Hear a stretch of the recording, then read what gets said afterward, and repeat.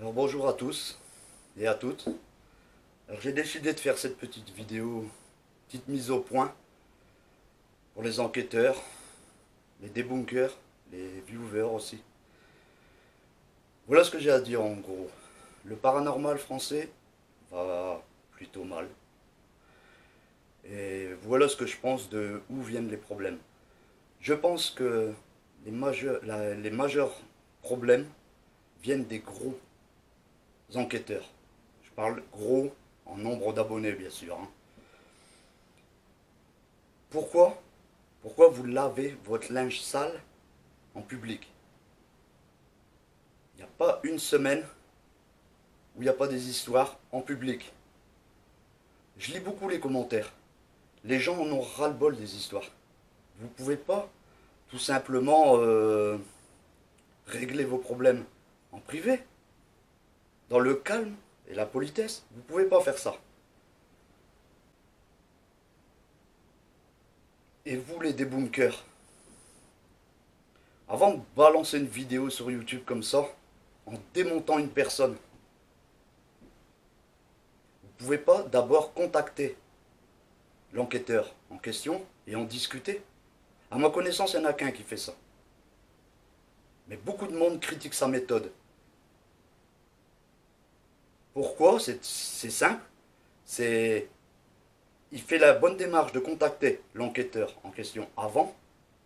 S'il y a le malheur de ne pas répondre, l'enquêteur, il se fait descendre. Mais tout ça en public. Est-ce que c'est une bonne solution pour vous? Non, je pense pas, hein. Vous, les gros enquêteurs, vous dites, il faut aider les petites équipes à les faire connaître, à partager leur travail. Même ça, c'est faux. C'est faux. Vous aidez pas les petites équipes. Au contraire, vous les enfoncez avec vos histoires.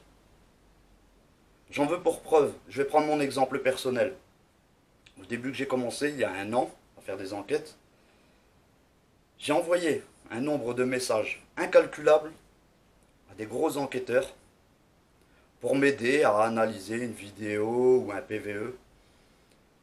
Je vous assure qu'il n'y a qu'une seule équipe qui m'a répondu. Et encore, à l'heure actuelle, quand j'ai un problème, ils m'aident. C'est l'équipe CALD, Thierry et Odile. Tous les autres, j'ai jamais eu la moindre réponse. Je me suis renseigné auprès de 4-5 équipes, petites équipes, hein, je parle. Pareil, jamais une réponse. Alors si vous dites que vous voulez nous aider, faites-le. Ou alors taisez-vous.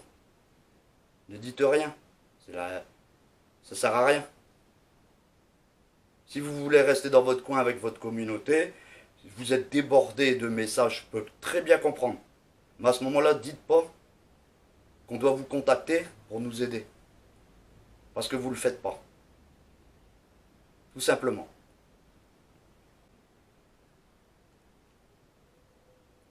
Vous, les gros enquêteurs, en nombre d'abonnés, hein, je précise, vous êtes censé donner l'exemple. C'est ça votre exemple? Lavez votre linge sale, vous insultez, vous rabaissez. Moi, j'invite toutes les petites équipes qui ont entre 10 abonnés et 1000 abonnés, à se réunir, à discuter ensemble, à parler ensemble, partager. Et pourquoi pas même se débunker l'un l'autre. Je suis pas d'accord, écoute Seb, je suis pas d'accord avec toi, moi j'entends plus ça. Tout ça en privé. Et pas en public. Pas s'insulter.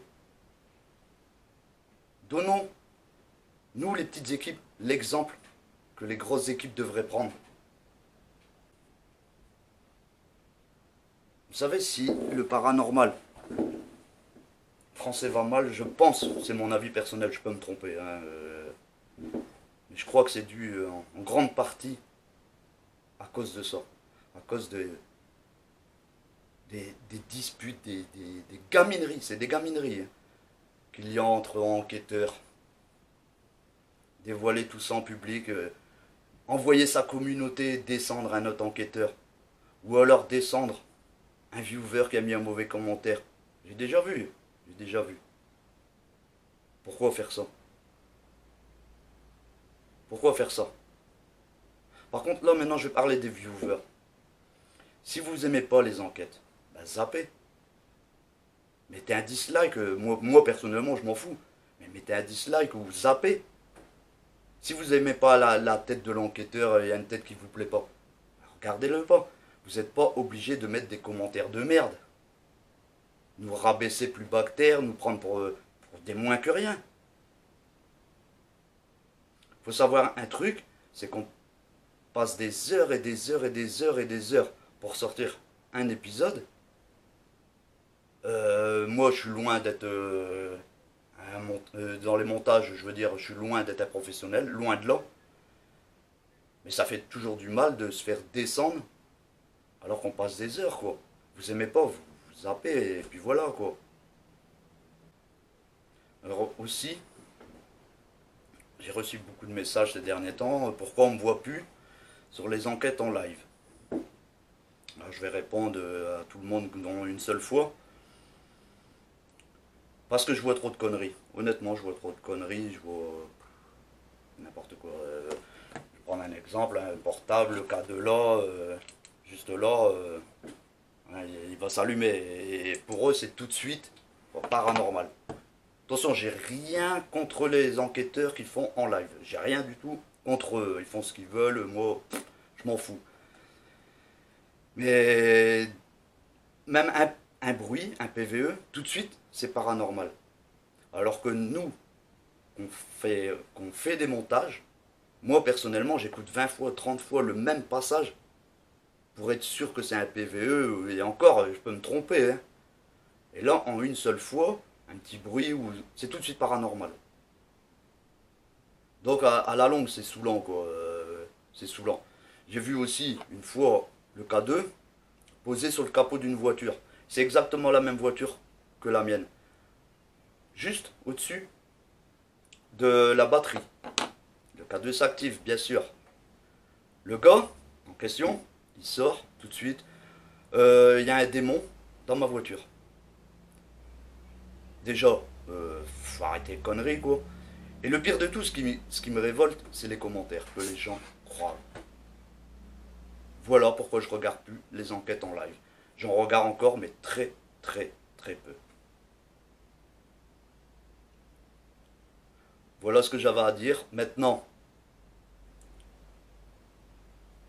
je vous invite à partager, si vous voulez, je force personne, aux gros enquêteurs, ceux qui ont beaucoup d'abonnés, pour qu'ils voient, qu'ils entendent.